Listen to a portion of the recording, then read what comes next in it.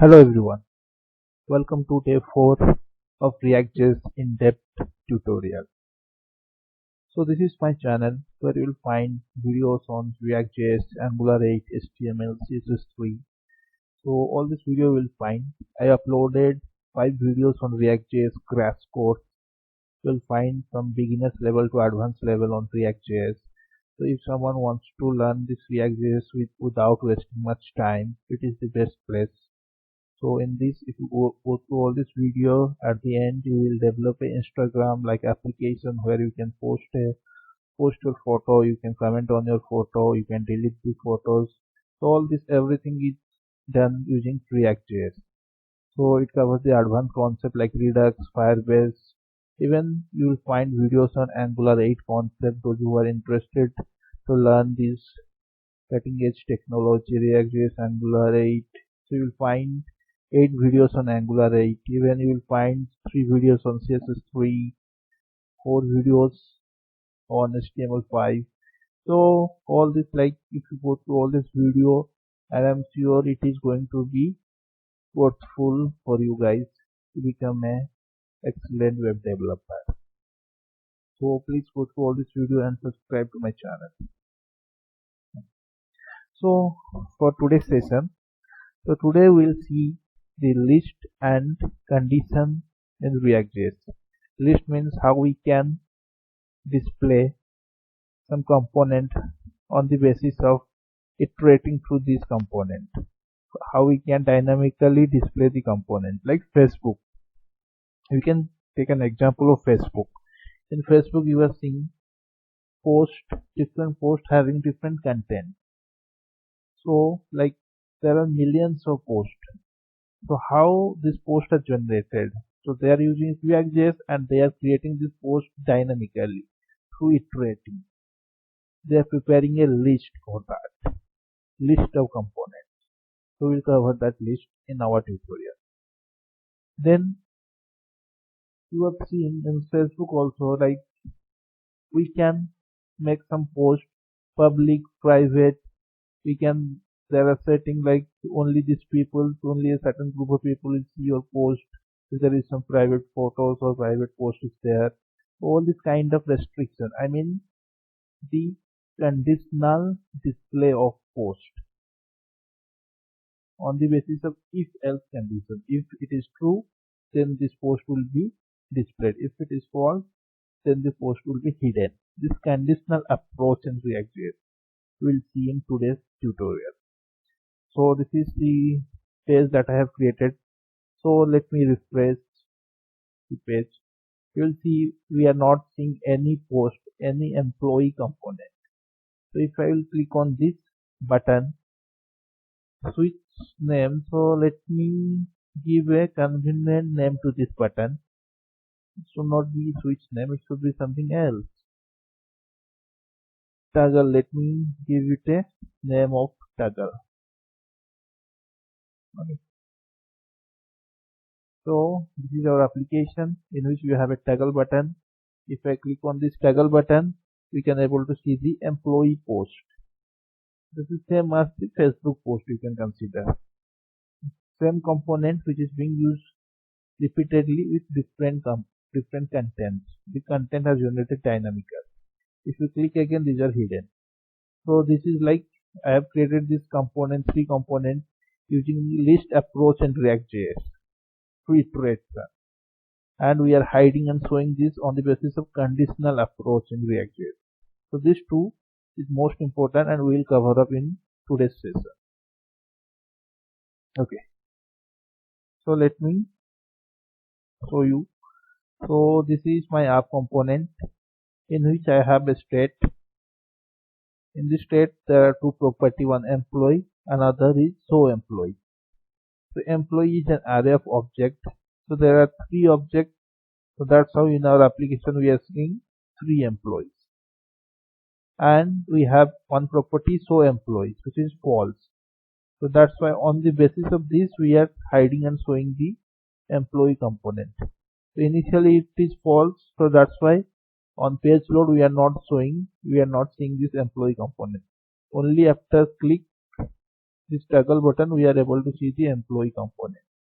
So this is being this is using this state variable, this state property for showing or hiding, for displaying or hiding. Okay, so this is the state that I have created. Then if you have followed up to day 3 videos, then we have created in day 3 an employee component, the functional employee component, in which we have a paragraph, we have an input field. This is the input field for two-way binding. So if we type anything here, this name will change, but currently it won't work. We'll fix that. Then we have so for the input field we have onChange event, because if you type anything we need to call a function, and in the P element we have onClick event. So on click of P element I want to delete this employee post on click of this P. This also not working, we'll fix that too, don't worry about that. So in P element we have a click event, and an input field we have a onChange event. These are all like we have written in this component. I have not made any changes. This is same as up to day 3. Okay, the only changes I made in app.js component. So let me close the other things. Okay, so in app component I have a state in which we have employee property and another show employees, which is a boolean. Then here in the render method what I have done, so I have a if statement. Here I am writing if this dot state dot employee dot show employees. So we are accessing the show employee property. So employee means this state property. Initially it is false. So we are seeing if this is true, then only we have to display 3 employee component. If it is false, there is no else block, means nothing will be shown. So initially this show employee is false, so it comes to the else. So in else we have not written anything, so that's why we are not seeing the employees on page load. Okay, then how this toggle button is working. So first of all we are seeing how we can hide and show anything in using the conditional approach. We'll cover that first. So we have a button, a toggle button, in which we have a onClick event. This is the event handler. So this event handler will go to the event handler. In the event handler what we are doing, we are getting the this employee, we are getting this show employee property value. Then we are updating that, means we are toggling this. If it is false, then the negation of this is true, and we are updating the state. So we are getting access to the show, so we are fetching the show employees value, which we are stored in a constant, and this constant we are negating, and we are updating the state. So as soon as the state get updated, the render method will call again. Now it will go to the if statement. So initially the show employee is false. On click of toggle button, it get negated, means now it is true. When the second time this render method executed, it is true, and it will show this employee component. Okay, so it will show the employee component. And if you see, this is how we are handling the conditional approach. We have to use the if statement, then some condition, and within the if statement we have to return the JSX code. So this is the return statement.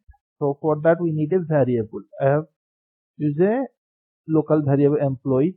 This is null, because this is JSX code. We can consider this as a DOM or node every node is an object, so that's why we need an object. Initially it is null.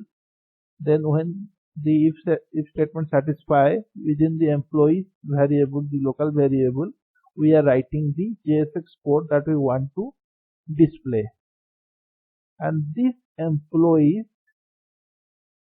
that we have created on the basis of condition, that we have to show that we have to mention that in the return statement of render method, so that it will be displayed. Here we have seen shown. So up to this we have a header and a button. I mean this header and button. Then we have employee object that we have locally created on the basis of if condition. If the condition satisfies, it has this div having 3 employees. If it is not, if condition is not satisfied, it is null, so nothing is showing on page load. So this should be the approach of creating, of conditionally displaying. So if you know, like Angular, there is *ng, but here there is no such directive. We have to write the code in this fashion, and this if statement should be within the render method. Okay, and got it right. So this is how this should be written. Okay, so how, like, so it's like little bit confusion, like how we can able to, if you are like having the question how we can write the if statement, we can able to write if, else if and nested if statement above the return statement. So up to this is not a JSX. Whatever we write within the return statement, that is a JSX. So that's why we can able to write if else statement above the return statement. Okay, then let's suppose, so in my state variable, so this is my state variable, state property, in which we have a employee property. So currently we have 3 employees. So actually in the real web application, this data you will fetch from the server, from the database, and we store that in a state. So in the database there can be thousands of records, thousands of employees details. So if there are 1000 records, we have to write this employee component 1000 times, but which is not at all feasible. So how we can generate this employee component, this list of employee component dynamically? How we can create a list dynamically? Now we are approaching towards list. Okay, for this let me comment this one. You don't need this hard coded. We need dynamically creation of employee component. Okay, so what we have to do, so always everything should be within the div tag. Okay, because we are creating more than one employee component, so there should be some wrapping tag. So this already we have written the div tag, so whatever we write, any JavaScript expression, that should be in a curly braces. So within the curly braces we are first accessing the employees array of object that is being stored in the state. Okay, this array we are accessing. So this is an array of object. So as it is an array, so this is an ES6 function. We have a map function that's applicable on the array. It is used for creating a new array just by manipulating or executing the function on each array element. So here we are mapping over the employee object which is present in this employees array, and we are converting this into a employee component. So it will, this map function will give an array of employee component. So there are 3 employee objects, so we will get 3 employee components, and we have to return that. So this is nothing related to React.js. It's a, this map function is a JavaScript function, ES6 JavaScript. So we have an employee, then this key will come to later, we'll see. And in the employee component, if you see, we required a click prop, so that on click of paragraph we want to remove the employee component. Then we require the name prop for displaying the name, the age prop for displaying the age, then a change prop, so that for two-way data binding, whatever we will type in the text field, that should be updated in the employee name. So we need one prop, second prop, third prop, fourth prop. So we need four properties in the props. So we are providing the props here, name props, employee.name. This is the employee object that we have fetched. Employee.age for the age props. For the changed props, here comes the changed prop, means the two-way data binding. So in this change prop, we have a function name change handler, in which we are passing event that we received. For every event handler function, by default we have a event parameter. We are passing that event to that function. Then we are passing the employee ID, so that for we can able to trace for which employee we need to update the name. Then the index for the same region too. Then we have a click prop. In the click prop, we are calling delete employee handler function, and we are passing the index of the employee, so that whichever this click prop is being called here on the P paragraph.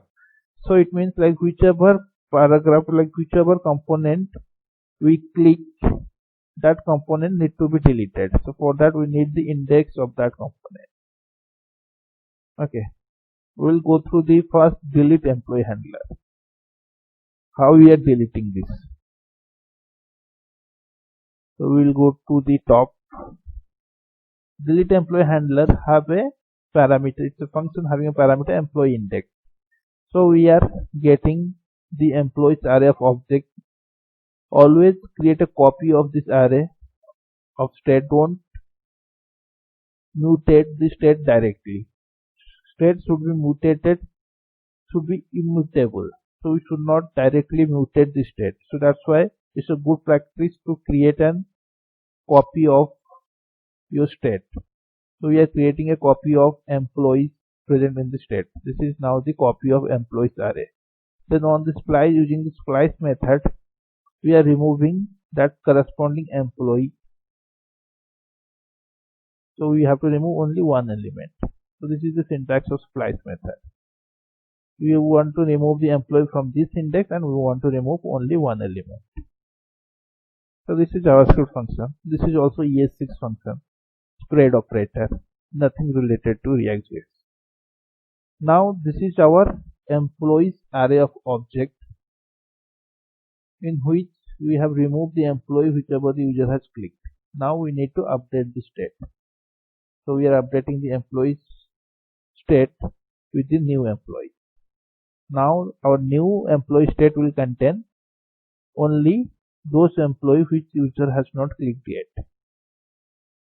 So in this way we have deleted. So once this set state is called, so the same story repeat, the render method get executed, and now in this array, so already means this is in true state. So it will pass the if condition. It will come here in the array. Now instead of 3 employees, now we have 2 employees. It will show the 2 employees. Okay. Now comes to the changed event handler, name change handler. So it's used for two-way data binding. Here we are passing the event, then employee ID, then index. We will go to this event change handler.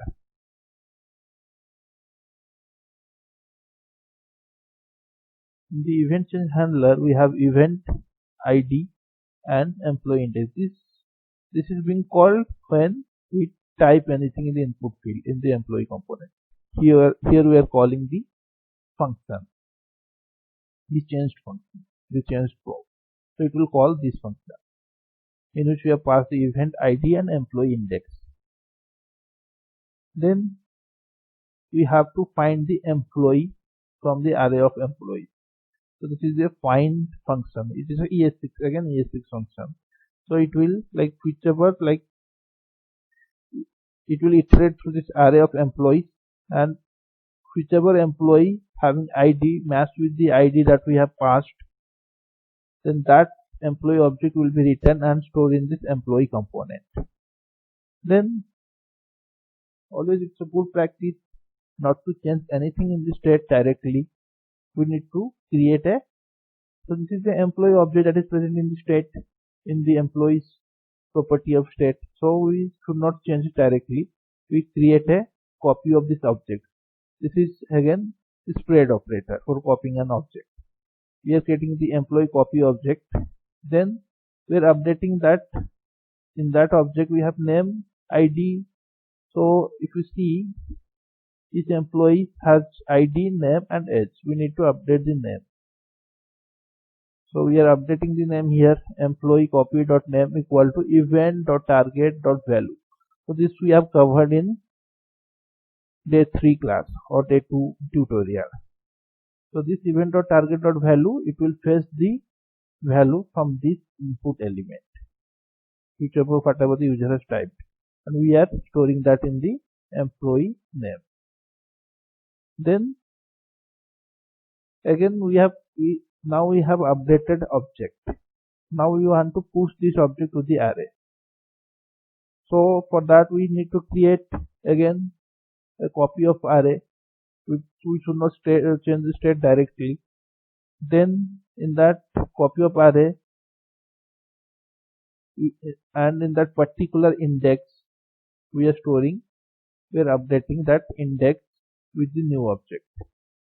Now we have a updated employee array in which that index employee object is updated, and we are calling the setState property. So as soon as it is called, again the render method will call directly. It satisfies the if statement because already it is in true state. Now it will create this employee component with some new name. Now the new name will be passed to that component, whichever the user has typed in the input field. In this way it is achieved two-way data binding. Okay, and we will come to the key props. Key props is necessary whenever you are creating any element, whether it's a custom component or it's a built-in HTML tag like p tag, div tag, whatever it might be, any pre-built HTML tag or any custom component. We need a key, and this key should bind it to some unique values. So we can bind key to the index also, index of the array, but usually it is not preferred because we used to manipulate the array, like we are deleting, adding. So in that case the index also changed. So index changed means key also get changed. So it decreases the performance. So instead of binding index, we should bind something unique. So in our employee we have ID as the unique value. All the employees have different ID. So it is not necessary like ID should be a number. You can put some unique string. You can just hammer over your keyboard and put some unique string like this within the quotes. Anything unique. So in our case ID is the unique, so we are binded the key to the unique ID. So it is necessary whenever we are creating any component using this map operator, using the iteration. Why it is needed? Like we have seen the changed event, whenever we type anything, that employee name will get changed. Whichever employee input field we type, that employee name will change. Then whichever employee paragraph we click, that employee will get deleted. So all this kind of updation in the list of employee, this can be tracked by React.js. How it can track? It will compare the previous list with the new list. So that's why it needs a unique identifier for those lists. So that's why we need to provide a key unique identifier to the React, so that React will compare the previous DOM with the future DOM. Wherever it find the difference, it only updates that content of the list, not the entire list. Okay, that's the key is important. If you won't provide the key, it will give an error. We'll see that too. Okay. So let me save this and we'll see in action. So on page load we are not seeing anything. On click of toggle, we are calling the toggle handler. Right. On click of toggle button. So here we'll find not here in the return statement. On click of button we are calling toggle employee handler.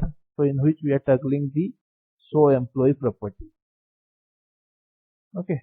So if it is false, it becomes true. So we are toggling. And we have once we are updating the state, it will call the render method in which we have a if statement. So in the if statement we have written if it is true, then only see the list of employees by iterating through the array, through the lists. Okay. So on click of this, it becomes true, and when seeing the employees. So we have 3 employees in the array, so we are seeing the 3 employee component. Then comes to the change event handler. So whatever we will type, if we type anything in the input field of the employee component, it will trigger this on change. Then it is triggering the prop.changed. This prop changed is calling the function name change handler having 3 arguments. So we'll go to the name change handler function once again for the last time. So having the 3 arguments, we are updating the employee's name with the whatever the user has typed, and we are updating the state again. So as the set state is called, the render method is again called, and this if statement is already passed, is already true because we have clicked the toggle button. So then this employee component will be, the list of employee component will be created with a new name for that employee for which we have typed. Okay, so you see, so if I will type something, you just observe the name here. Okay. Oh my god, I deleted by mistake. So let me start again. Just observe here the name. Okay. So Anil KAR. So it is updating my name. Then Salman, it also updates AGH. Shahrukh SPF. Just I'm hammering over my keyboard. Okay. So it's like this way it is doing the two-way data binding. Whichever employee input will we click, that employee get updated. Then if I will click on this paragraph, it will delete the corresponding employee. Okay. Yeah, delete. So on click of paragraph, we have a on click event in which we are calling the click prop. We go to the click prop. So we have a click prop in which we are calling the delete employee handler, and we are passing the index of the employee whichever the user has clicked. In the delete employee handler, what we are doing, using the splice operator, we are removing that index. We want to remove only one element from this index. Then we are updating the state. Our employees are get updated. As the set state is called, the render method is again called. Then it satisfies the if statement. Then we are generating the employee component. Now instead of 3, we have 2 because 1 is deleted using the splice operator. So we are seeing only 2 employees. Like that, if we click on here, we won't see anything. Even if we click the toggle button, it won't show unless we refresh our page, because we are not storing it in database. That's why on refreshing, everything gets initialized again. Okay, this is how we can work with the list and conditional display in React.js, which is most important from development perspective. So please practice and please go through this.